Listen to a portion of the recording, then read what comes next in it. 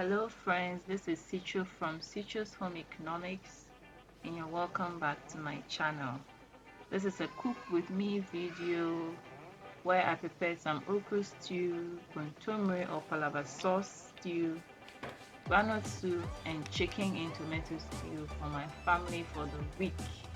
I used my slow cooker, instant pot and the stovetop in preparation of all these meals. So join me and I hope you enjoy it. I started by making my stew in the slow cooker. The slow cooker is a special pot that uses very little amount of electricity and heat in cooking for a long period of time, so the food starts to simmer and then it cooks within a time frame. So for instance, this stew would take about 3 to 4 hours to be ready, and so I'm putting all my ingredients in it so that by the time I'm done with cooking for the day, the stew would also be ready. So I added my blended tomatoes, which I use my food processor in making, and then I also chopped the onions in the food processor as well. I prefer to use the food processor because then I do not need to add water to help in blending, because the processor is able to do that. I added some tomato puree. Here I'm adding my natural sankofa spices. I really love this spice, it's very natural. No added salt, no sugar and no monosodium glutamate, so it's very healthy and very tasty. Also added some salt and cooking oil. I gave it a stir, covered it, and I put the cooker on high. So on high I left this for about 2 hours. About 2 hours before I attended to it again. This is a good way of a very efficient way of cooking when you don't have the time. I say you want to cook but you don't really want to stay around the kitchen, you have other things to do. So when you use a slow cooker, your food will not get burnt and it will also get cooked for you by the time you're ready. I also use the instant pot in steaming my kontomire.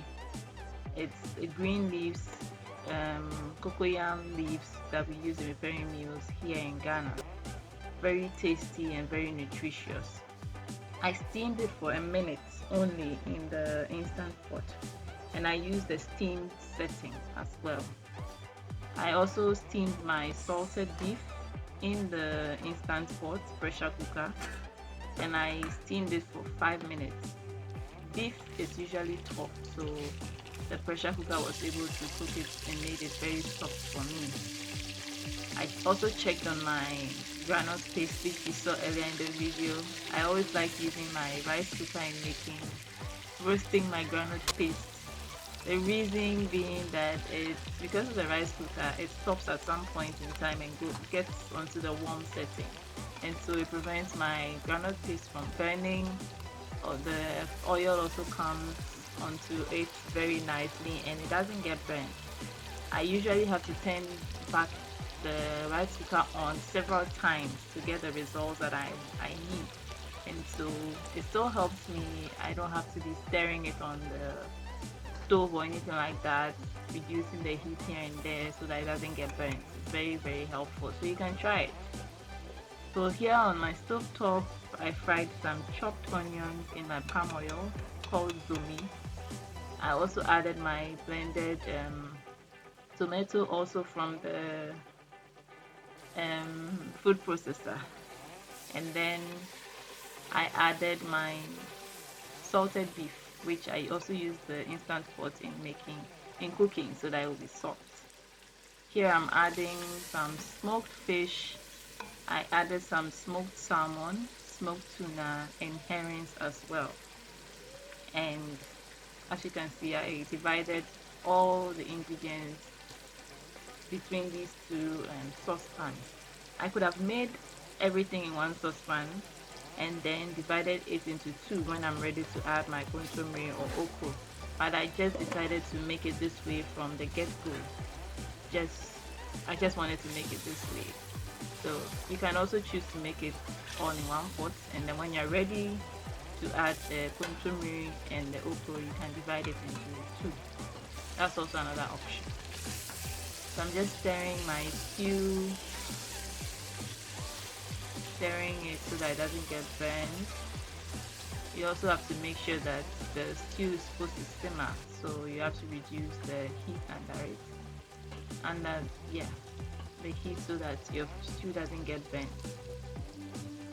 I think my saucepan, the side of my saucepan kept getting burnt, because, and that's the problem with the cooker that I have. So one side gets very high and the other side is low, so I need to fix that. I'm adding my sankofa natural spices to my stew to give it that needed flavor from the natural spices and the aroma. You should try sankofa natural spices and thank me later. Now I'm adding my agushi.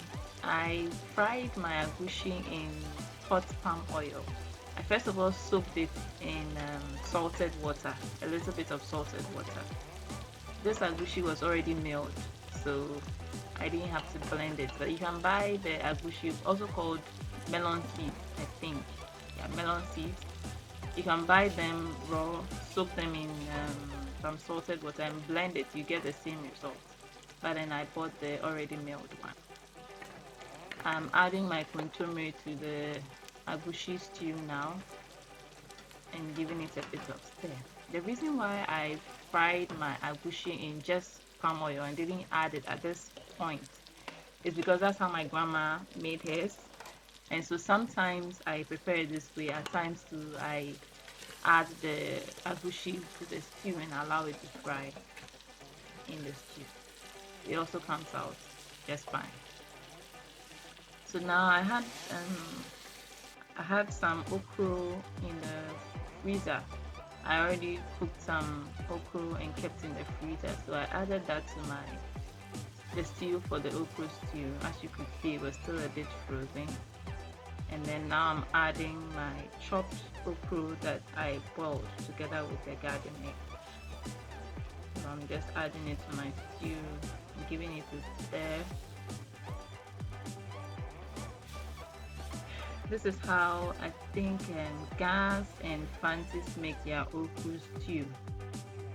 When I do prepare okro soup, the way I always make okro soup, I will share that video with you. But this is how we make okro stew. Okro stew, that's why it has the tomato base. With the okro soup, we do not add tomatoes to it. So I'll show you that once I make it in my next video. Just to show you how I use my dishwasher to help me with my cleanup. I always advise busy families out there to try and get a dishwasher. Here in Ghana and Africa, it's not too common to see dishwashers in homes. So I'm just advising, if you know you're very busy and you don't want to have any house help in your home, it's very stressful trying to put everything together already at home. So with a dishwasher, at least one of the chores is taken care of for you. Alright, that's just by the way. So now I'm going to cook my yam, because we're going to be using the yam in eating the palava sauce for lunch on this day. So I just to show you through the whole process as well. So I'm just peeling my yam. I diced it into equal sizes. In boiling, you have to ensure your food is cut into equal sizes, just to ensure that it's effective, it's properly cooked, and you don't have some cooking before the others. It becomes too soggy, too soft. So you just eyeball it and ensure that they are all cut into equal sizes. I'm washing my yam at this point and then adding some cold water and then putting it on fire. The right way for boiling is to ensure that your water is boiling, then you add your food to it. But in this case, this is how we've cooked it. This is how my grandma has cooked food, she will be looking at me sideways if I tell her to boil the water first before adding the yam. So I mean, we've done this all, growing up. So sometimes I boil my yam this way. At times, I wait for the water to boil before I add the yam. So after about 20 minutes, my yam was ready. I strained it, and then yeah, I served my husband with it so he could eat before leaving for a meeting that afternoon. So my yam is ready. I've served my stew, and now I'm placing the yam in the plate.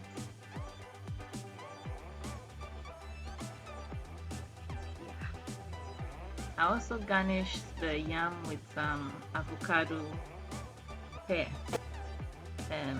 just to add some color, also add some nutrients and some healthy fats to the meal.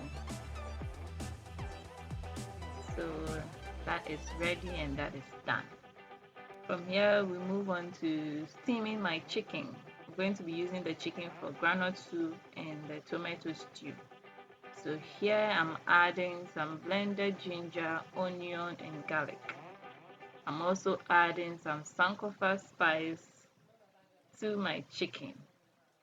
Unfortunately, I didn't have the spice for chicken and beef, so I just decided to use the one for soup in spicing the chicken. I would have really preferred to use that of the chicken and beef. That gives an excellent flavor and taste, but I didn't have that at hand, so I just used what I had. I'm adding some salt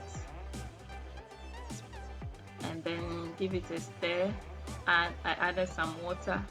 It's very important to add water to whatever you're cooking in the pressure cooker so it's properly cooked and it doesn't get burnt.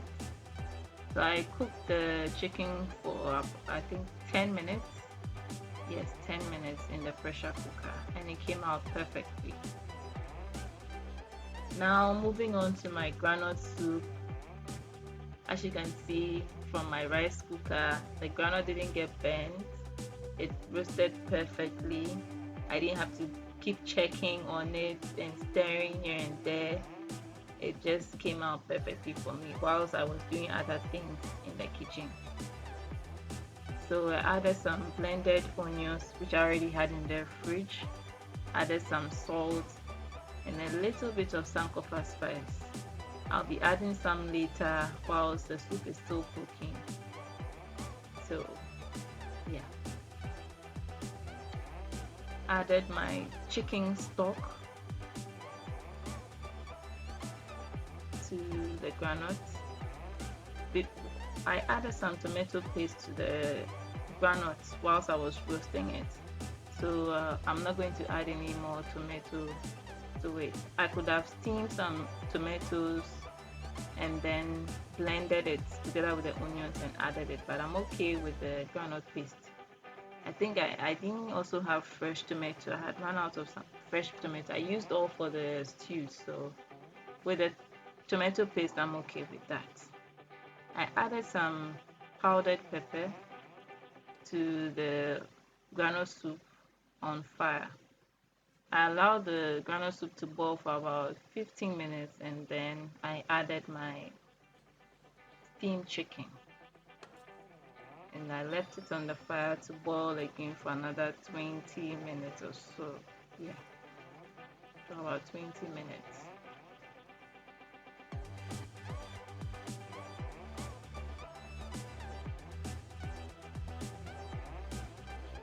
It's been about 2 hours and my stew is simmering away. So now I'm going to add my chicken and a little bit of chicken stock. Remember, the slow cooker does not boil, so the water does not evaporate so much. Any liquid you have in the food you're cooking will not evaporate so much, just a little bit. So you have to be very mindful of the amount of liquid you add to whatever you're cooking in your slow cooker, depending on the consistency you want to have when the food is ready. So I added a bit of stock at the beginning, check the consistency, and then I realized I could add the rest of the stock and I'll still have a very good consistency. So you can see, yeah, I'm checking for the consistency and it's fine. So I covered it and left it for another hour. Back to my groundnut soup. It's been 20 minutes since I added the chicken, and so it's almost ready. I'm adding my kpakoshito to the soup. I prefer adding my kpakoshito as the last thing I add to my soup, stews, or whatever I'm cooking, so that it's not fully cooked. I like it a little bit fresh when my food is still ready. That freshness gives a very nice flavor and aroma to the food, and so that is how I like to use it.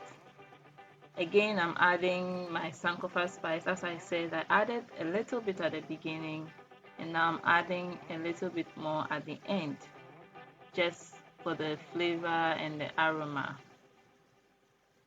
Very, very good. You should try it. Most spices on the market are full of salt, MSG, sugar, and other additives, and they are not healthy for you.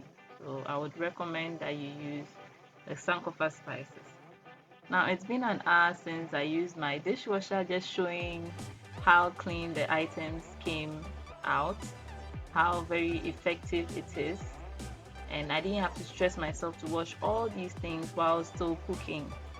And after which I would also wash all my saucepans. So I'll be taking all these out and placing my saucepans in it. And it's very easy, very quick for me. I don't have any help at home.